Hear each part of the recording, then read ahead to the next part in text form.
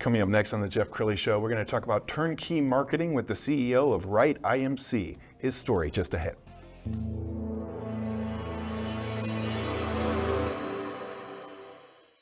Many are predicting that the worst is yet to come, which is unfortunate, said one person here.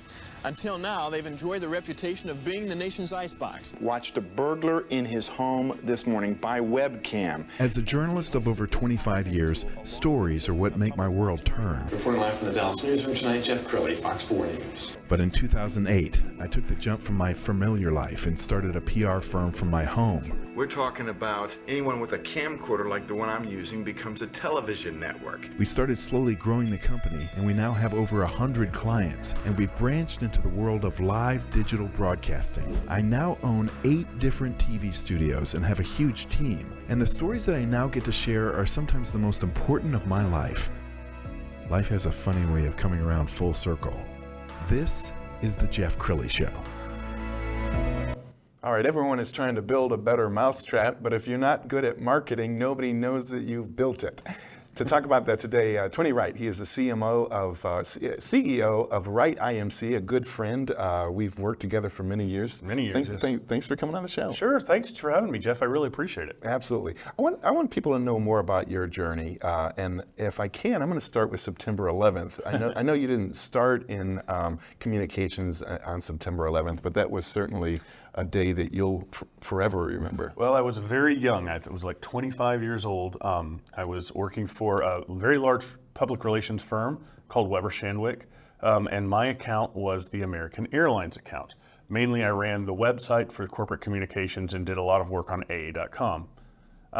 The day of September 11th, I drove into work like anybody else, and when I got to work, I heard that a small plane had crashed into the World Trade Center, is what they said. And I walked in thinking not too much about it, and the creative director I had at the time ran into my office and said, "You have to get over to American right now.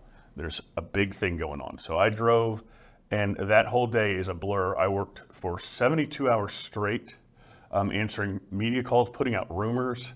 Like for instance, it was fun because it's the only time in my career where we could call up CNN and say, "No, that's not right. This is what happened," and watch in 10 seconds as they come on the air and corrected the story that they that they had just run. That was, we had FBI agents in the building because we had the passenger lists, and they did not want the terrorist's name getting out there. And I was in charge of putting those on the website. And it was funny when I did it. An FBI agent just stood at the corner of my cube, making sure that I didn't make a mistake or put anything in. I had to show him everything that I was launching before it launched.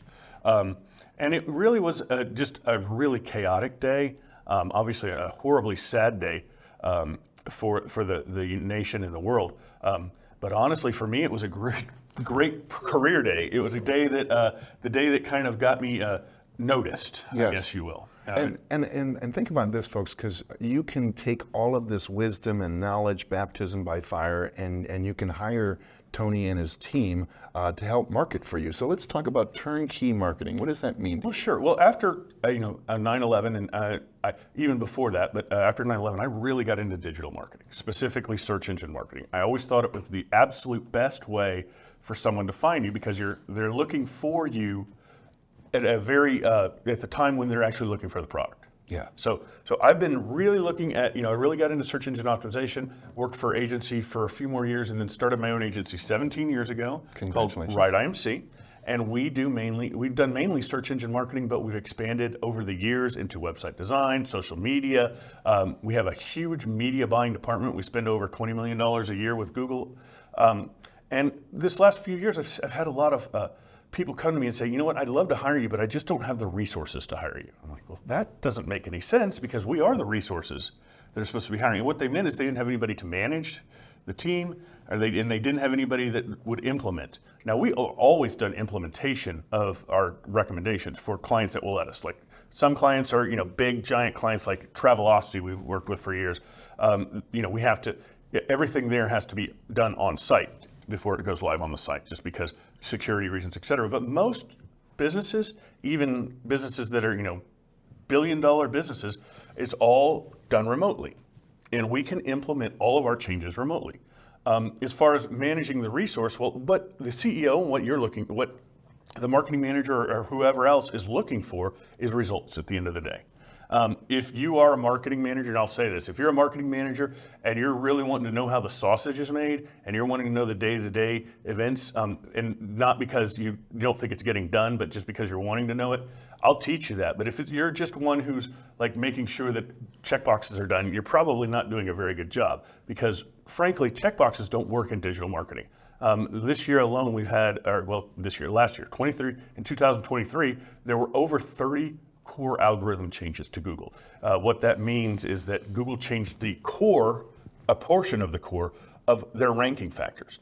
That means anything you did a year ago may or may not work, depending upon if it was affected by that core. So it's really hard to really manage it day to day unless you have a dedicated resource. And what I started thinking is, why are these folks, they're just hiring us for SEO or website design, or where in the real world, we can take over all of their marketing. We could do everything that they needed. And we have partnerships in radio and television. We have experience in that. We have public relations. In fact, we work with Jeff on some of that, and we do a lot of work in the digital marketing, from building your website from the ground up. I always say we can build Amazon if you give us enough rope and time and money. Sure. And also, making sure that everything is launched. The only thing I don't really want to get into, that we don't really want to get into, is your customer service side, just because we're equipped for forward-facing. Yes. That is what we do, forward-facing, and we can be your full-time marketing department. We call it turnkey marketing. You hire us, we go in, we put the pieces in place, and at the end of the day, you judge us each month by our results. And if you don't like the results, you can fire us. I do ask for a 3-month commitment, because honestly, if you're not going to give me 3 months, we might as well go have a great steak dinner, because you're going to get more out of it than if you'd just let us go. But we really want to. I love that about you. I mean, it's all about integrity, and that's how I approach my business as well. We're going to pull up his website, and as we scroll down the website, let's talk about your favorite client. What kind of client do you like to work with? I love to work with clients that are passionate about their products, but that aren't necessarily going to babysit over and argue with strategy and argue with what we're doing on a day-to-day basis. That does nobody any good. If the results don't come in, yes, you can go back and look, say, hey, why are we doing this? If you don't agree with it, or fire us. But at the end of the day, clients that are passionate and supportive, I always say there's actually 3 types of clients in our business. There's the first type of client, which is the client that doesn't know anything and doesn't care to know anything, will never want to know anything. All they want to know is the results, and they leave you alone. That's a great client.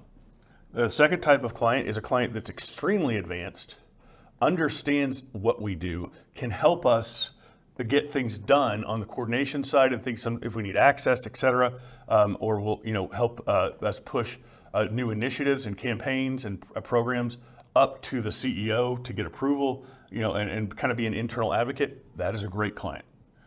Then there's one other type of client, and that is the client that thinks they know everything about marketing, comes in the door yelling about the latest email newsletter that they read from somebody who really doesn't have a business writing an email newsletter anyways, and tries to tell us how to do our jobs, or even in some cases forces us to make changes that we know are not good for the client. Yes. Now, at the end of the day, I will do what the client says, but I'm going to do it kicking and screaming.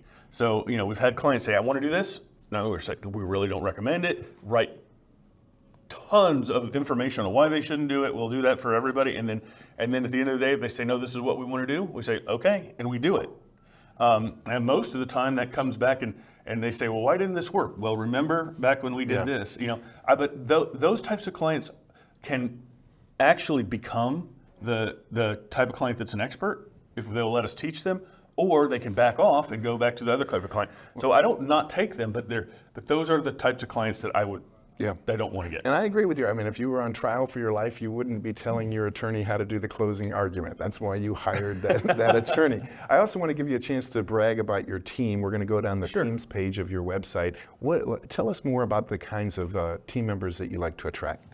Well, I really like people that are hard workers, that are not going to, but we really strive for a very good life balance at WrightIMC. I don't. I keep our capacity, meaning that the total hours that we can work, at around 80% of what we have available, just because I want my team to be able to research and to be able to have time with their families. But they do have to have an innate curiosity. If you don't have an innate curiosity and a knowledge to learn, I've found that you won't succeed in this business, just because it takes being excited about when Google puts out an algorithm change instead of I really have to read about that, or it takes being on top of it. My team is, you should see the Slack and the IMs that come. Oh, did you see what Google did today, or did you see, Wow. It's and that's the kind of environment I want, an excited environment. I want people that are that can work very quickly, but also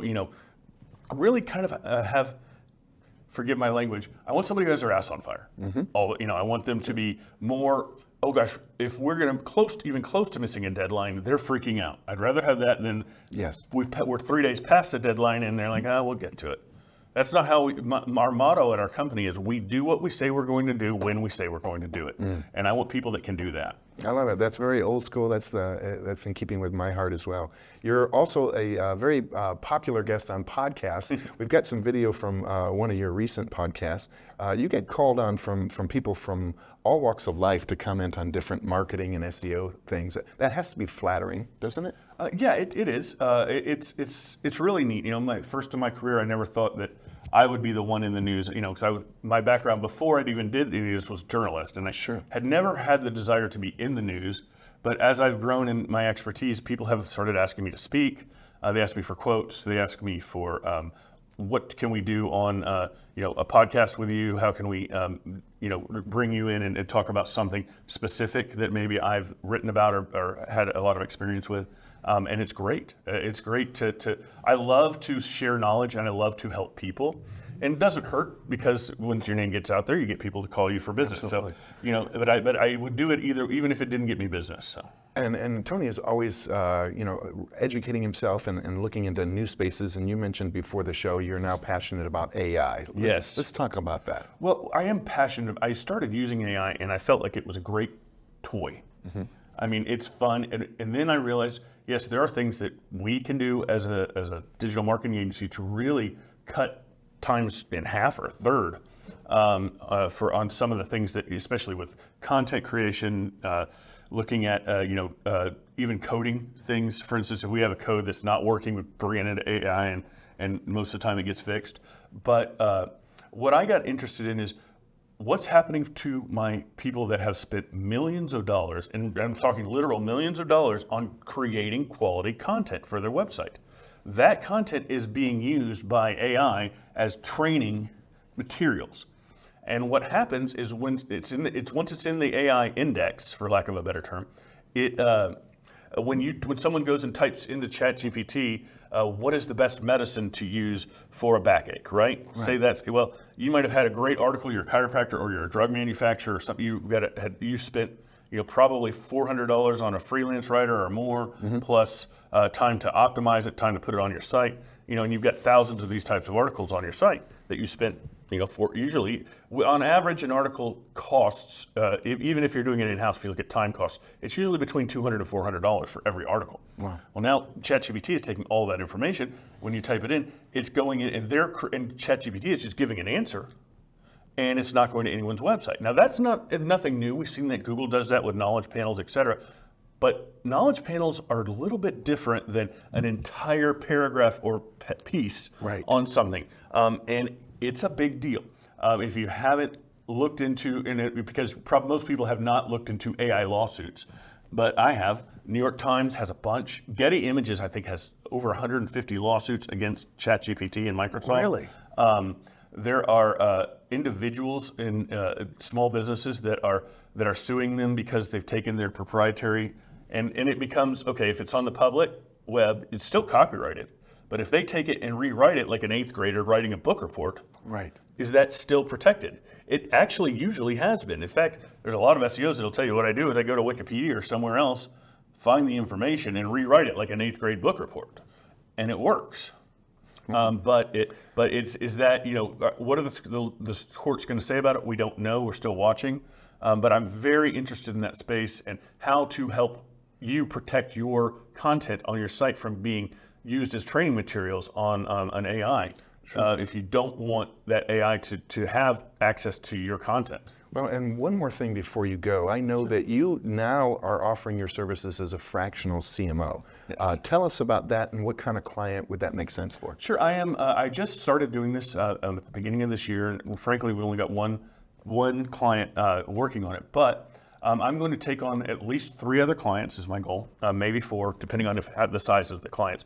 And I'm going to come in as your CMO. So if you have a team that's already working, I'll evaluate that team, see how well they're doing, look at your results from the past, do a full-on marketing strategy. I start with the CMO. When the CMO comes in, when you come into the agency, a lot of times we'll just start optimizing.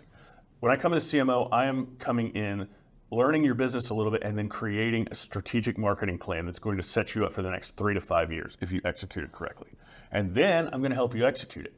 And if your team that you have in-house can't do it, I have a team in my agency that can. And so, that may cost you a little bit more to have my team execute it. But if you do have that team in-house, I will train them on how to do it and train them so that they get to the point where they can do it themselves down the road, yes, if your team is good enough. Now, if you don't have a team that's good enough, I will build you a team. And that's something that we are offering now is building of marketing teams. We have a ton of experience in hiring people that are in marketing for both ourselves and our clients. Sure. We've already done it for years, just kind of as a free add-on service. Just, hey, we'll help you find somebody. We'll look through resumes. But now we're kind of making it more formal, and we can build you a marketing team from the ground up that is going to perform very well and be able to execute your vision as you want it to be executed. Tony, I love it that all this wisdom and knowledge and history is available for hire. If you'd like to get a hold of Tony and his team, go to his website, which is WrightIMC.com. The great Tony Wright. Thanks for coming on the show. Thank you so much, Jeff. You bet. That's it for now. We'll see you next time.